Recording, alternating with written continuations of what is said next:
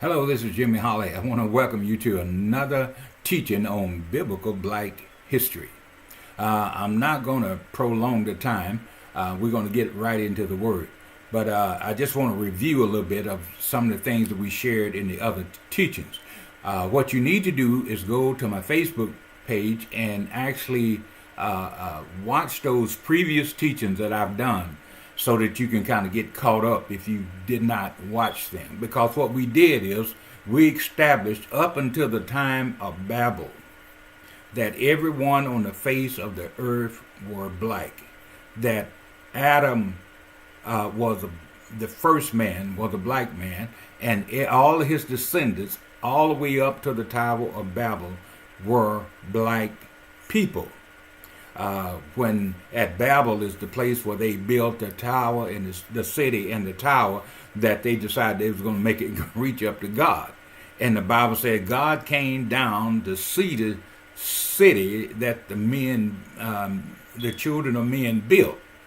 And God said that the people are one with one language. They were one people, the same race of people, one people with one language. And we determined that Ham, son of Noah, was black. We determined that his son Cush, he had 4 sons. One of them was Cush, and so we dealt with Cush. Cush, we found out that descendants became the Ethiopians. We also found out that he had a son named Nimrod, who ended up being king over all the people, who was black, and so on and so on. So we determined, because all those people were black, that everyone on the face of the earth was black, because God bore witness that all the people were one. So up until the Tower of Babel, after that, God confused the language and he scattered the people out on the face of the earth. We shared with you that from the word, but we also shared with you videos that showed that the descendants of Japheth, the other son of Noah, another one of the sons of Noah, his descendants went into Europe and Asia. And but when they left the area of Africa, they were black. But when they got into Europe, and Asia, they ended up interbreeding with Neanderthals, which caused a genetic mutation, which caused them to develop white skin and different texture hair and different color eyes and so on and so on. So we established the fact that up until the Tower of Babel, that everyone on the face of the earth was black. So since Japheth went further out, the descendants of Noah's other 2 sons, which was Shem and Ham, stayed in the area of Africa and the Middle East, so they was closer to one another. They end up interbreeding. Now you got to understand that they did not interbreed with Neanderthals, so they were still black people. Now Abraham was a descendant of Shem, which meant Abraham was black. Abraham's grandson, Jacob, who became, God changed his name to Israel, who became Israel, had 12 sons, and they became the 12 tribes of Israel. So they were black. Not only that, the Bible shows us that they interbreeded with the Hamites, who were black. And so establishing that the Israelites were black, we're going to take a look at something today. We're going to take a look at the curse that God spoke that would come upon the children of Israel if they forsook his law and his covenant. You know that God was in covenant with the children of Israel. And we know, as we read the Bible, that they did forsake his law and forsook his covenant. So we're going to take a look at these curses that God said would come upon them and see what people they apply to.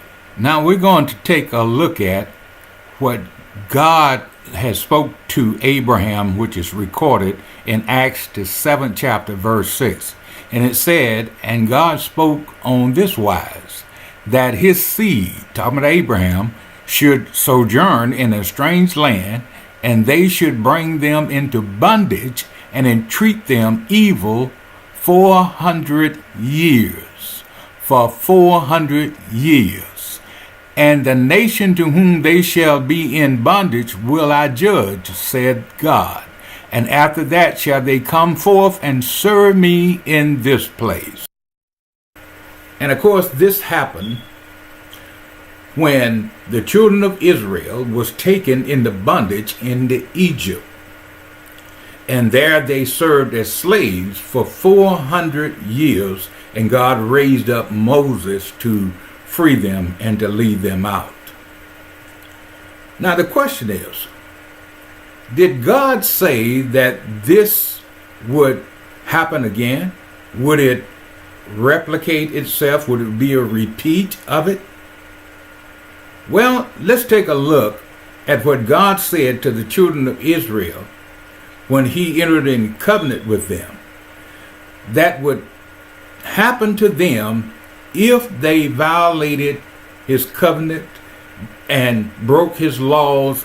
What would the curses come up on them? And so we're going to look at some of these curses in Deuteronomy, the 28th chapter, and see what God says would happen to the children of Israel.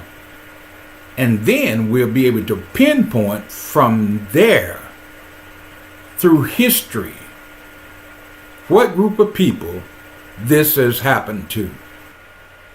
Deuteronomy 28:6-8 says, And the Lord shall bring thee into Egypt again with ships. Let me read that again. And the Lord shall bring thee into Egypt again with ships, by the way whereof I spoke unto thee.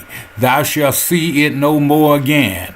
And there ye shall be sold unto your enemies for bondsmen and bondswomen, and no man shall redeem you. So God says you will be taken into Egypt again in ships. So again means that is going to be a repeat of what happened before, when they were taken into bondage into Egypt, and there they served as slaves for 400 years. And God said it's going to happen again, but this time you're going to be taken into slavery into Egypt in ships.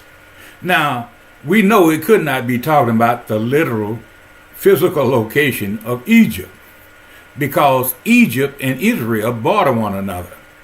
In fact, you can stand on the border with one foot in Israel and the other foot in Egypt.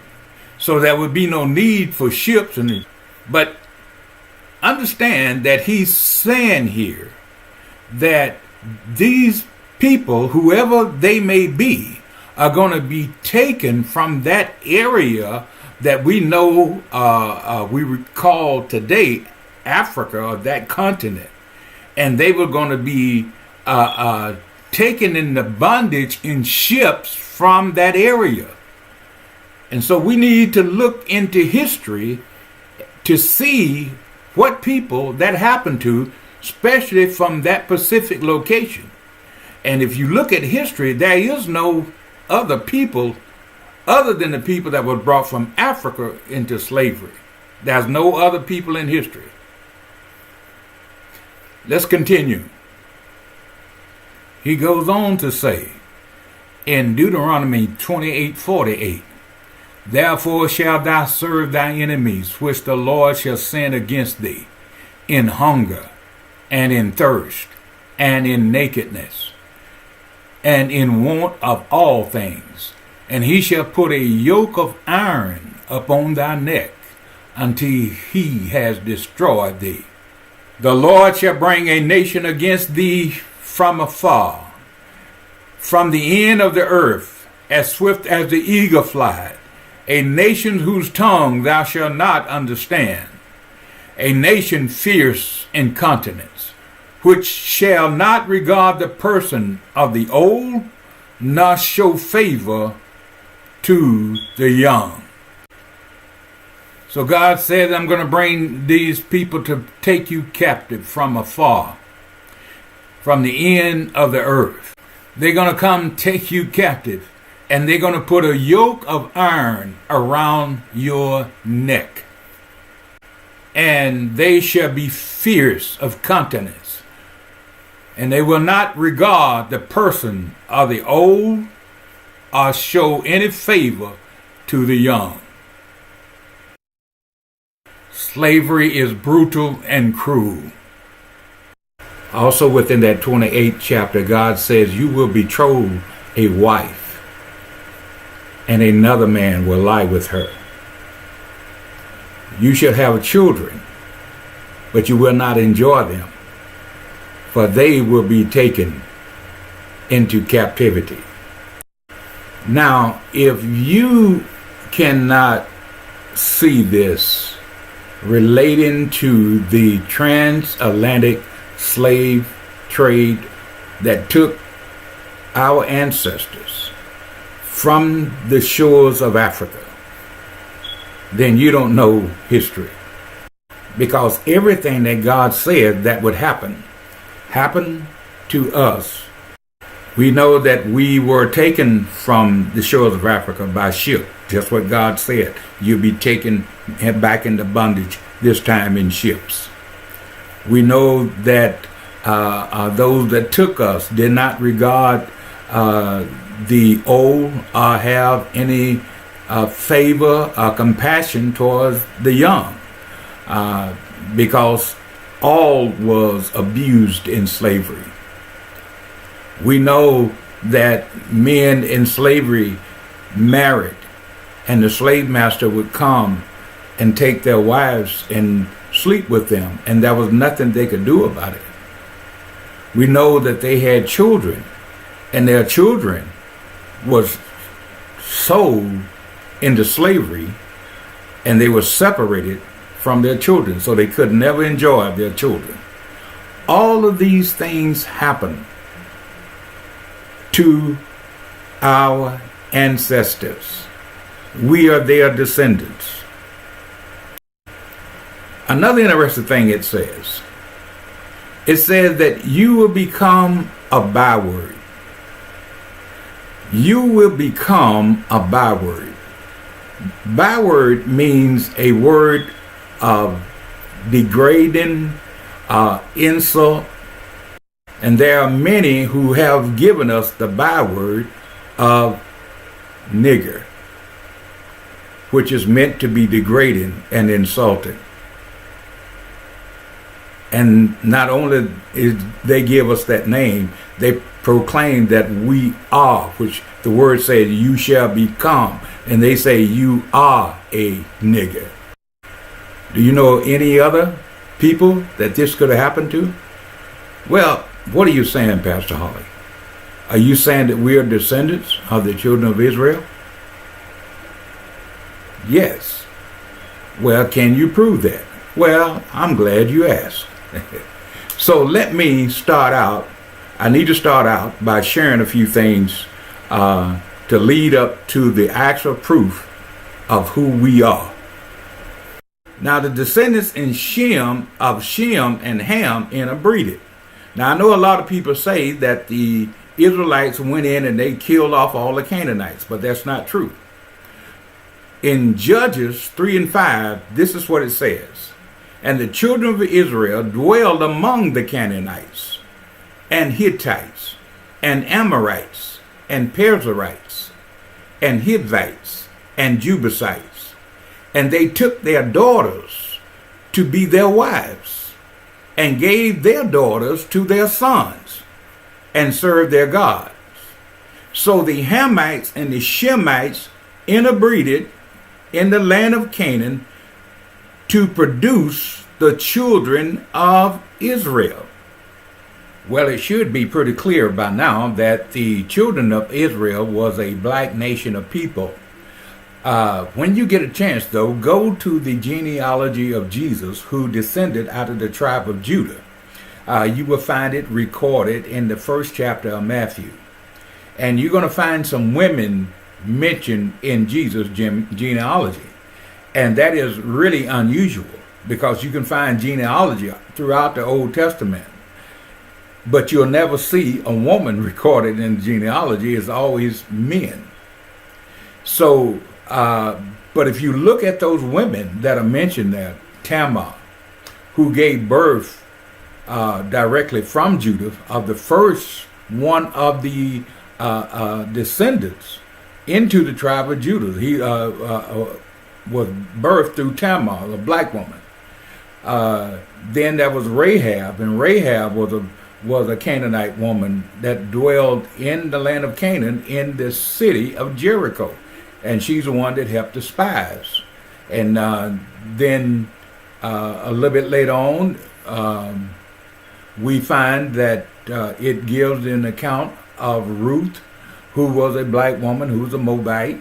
And then it tells us about Uriah's wife. It mentions her, who was also a native of the land of Canaan. She was a black woman. All the women are black in the lineage of Jesus, and which means there were black sons and grandsons and so on, all the way up to Jesus. Now, what I want to do right now, I want to go to a historian by the name of Tacitus. Tacitus is a Roman historian, a very well-known historian through theologian, because he's one of the few historians who actually wrote about the crucifixion of Jesus through Pontius Pilate. So a lot of theologians use him to prove the existence of Jesus. Well, I'm going to use him also, but I'm going to use him to give an eyewitness account of what the Jews looked like at that time. Now, in Tacitus' writing, he is putting forth these different beliefs that people had about the Jews and where they came from, because what most people don't realize, that the historical part of the Israelites was in the Torah, and most people did not have access to the Torah, because the Israelites did not just hand them out like we had in our Bibles. The Torah was for the Israelites and for the Israelites only. So other people didn't have the historical things that took place, like, the them being in bondage in Egypt and so on and so on. So basically they went off of rumors. This is one of the things that Tacitus writes about the children of Israel. Many again say that they were a race of Ethiopians' origin. Get that? That they were a race of Ethiopian origin, who in time of King Cephas were driven by fear and hatred of their neighbors to seek a new dwelling place. Now, here he describes what people are saying about the Jews, and they describe them as being of Ethiopian descent. So let's take a look at Ethiopians. This is what Ethiopians look like. So this is what Jesus would have looked like. Now, you have to understand that Tacitus was born in 56 AD. Jesus' death and resurrection took place in 31 AD. So he was born 25 years after Jesus' death and resurrection. He only lived to be 64 years old. So at the time of his writings, when he gave the descriptions of the Hebrews, of them looking like Ethiopians, people believed that they were descendants of the Ethiopian race. We're only talking about a difference in probably not in more than 50 years from Jesus' death and resurrection when he recorded this. So according to this Roman historian, These people were black. You remember in the 24th chapter of Matthew when the disciples came to Jesus and he was in the temple and he told them, he said, not one stone will be left upon another of this temple. And so they asked him, Lord, when shall these things be? And when shall be the end of the age of the world? Well, Jesus begins by answering the first question first. When will the destruction of the temple take place?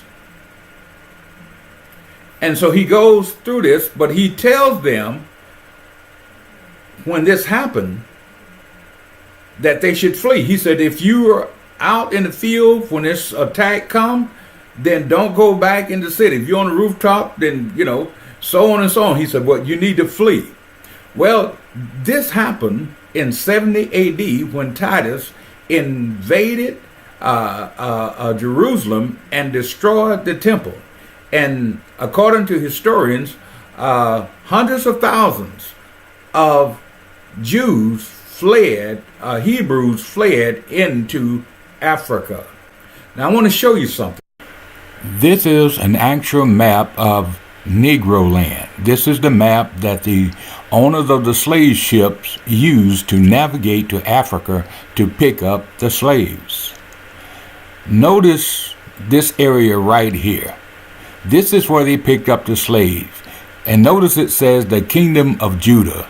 This is where the Hebrews fled to when they came under attack under Titus in 70 AD and reestablished the kingdom of Judah.